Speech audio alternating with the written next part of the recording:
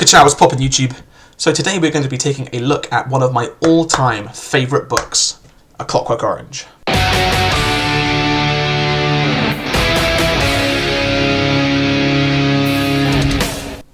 Okay, so wind the clocks back to when I was in high school, we had to do a final English project from a list of pre-approved books. One of these was A Clockwork Orange.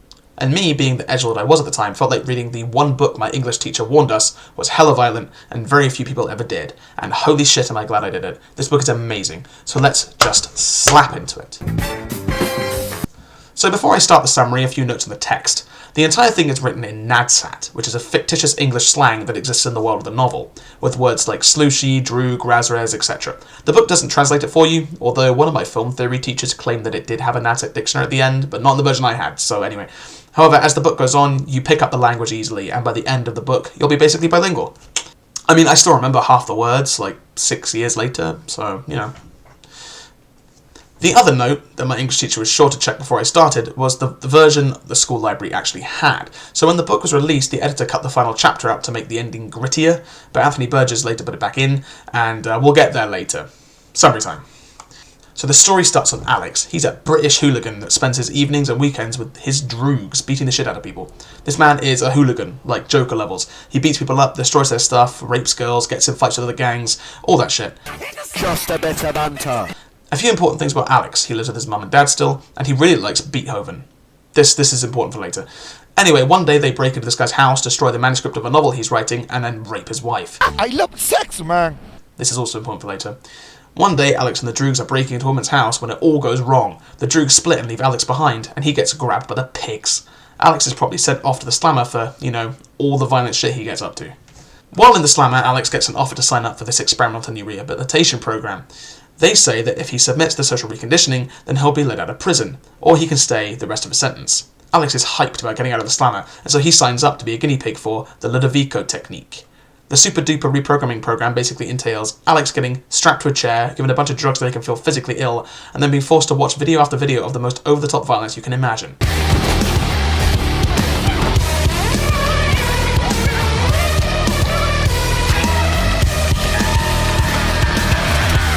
The one that always stuck in my head was there is a scene where he's forced to watch a video where a man sits in front of the camera as his face is just hacked to pieces slowly. So you get the idea. Anyway, so this continues for a bit, but oh no, during one of the videos, Beethoven is playing. This has disastrous consequences later. Anyway, when the program is finished, Alex is let loose back into society. However, now whenever he attempts to or even thinks about doing anything violent, he feels physically sick and starts retching. He literally cannot be evil anymore. He goes home and learns his parents are renting out his room, so he is now homeless. He decides that he wants to go to the record store and get a new Beethoven vinyl, but shit! When he tries to listen, because Beethoven was playing over some of the torture porn earlier, he is stricken by awful sickness. Then things get really, really bad for him when two of the Droogs catch up with him. They're both policemen now, because go figure, and they beat the shit out of him.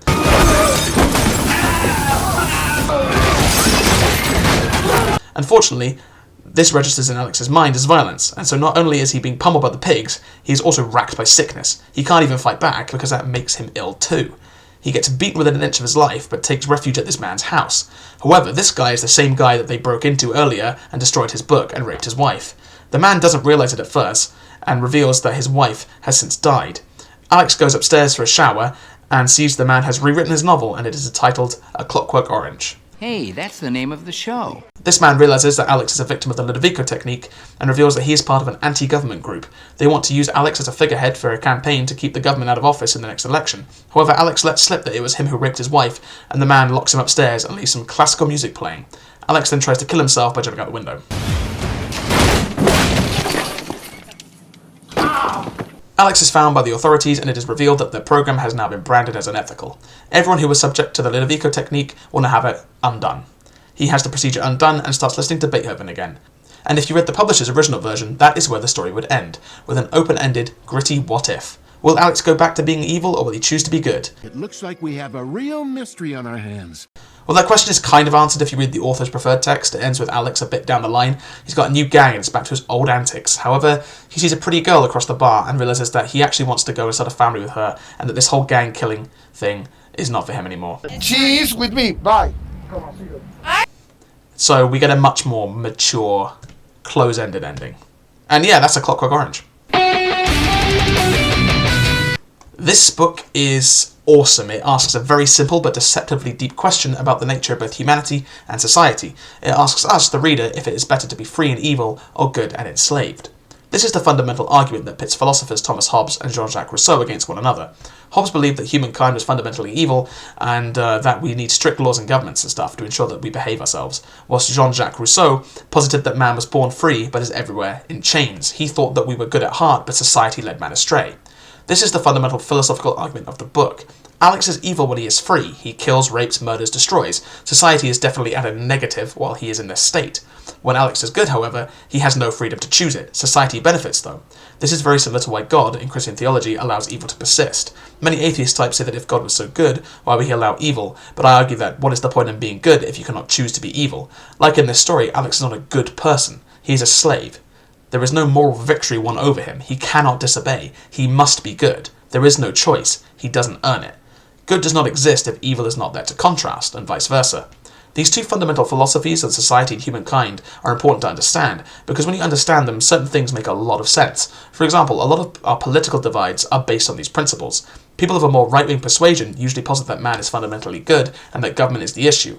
More left-wing people tend to think of people as fundamentally bad and needing strong laws and regulations to ensure that they are good to one another. The COVID-19 situation exemplified this. For example, in my country of Canada, Drinking beer and smoking cigarettes. the government forced us all to wear masks and sort of forced us to get vaccinated. They technically didn't, but you were locked out of society for a year if you didn't. There were large protests over a lot of this, and the common response was, you're killing people, you're spreading the virus more virulently, etc., etc. These arguments came from the Hobbes types, who believed that if we can do good by society, individual freedom should be erased. However, many people, a lot of which actually did wear masks and were vaccinated, had issues with the government forcing you to do it. They said that it was a government overreach, and, they were much more Rousseauian. They believed that people should choose to be kind, not that any government should force you to. And that's what this book is about. That's what this book asks us. Is it better to be evil and free, or good and enslaved? Overall, 5 out of 5, amazing book. It has stuck with me vividly all these years. Thematically and philosophically brilliant. Great story, and Nadsat is an amazing piece of linguistic world building. Do yourselves a favour and read this bad boy. Normally, I would show my own stuff here, but I'm not going to do that today. Go and read this book. If you want to help out, like the video, subscribe to the channel. See you next time, spookers. I like drinking beer and smoking cigarettes. Do I like to party? The answer is yes.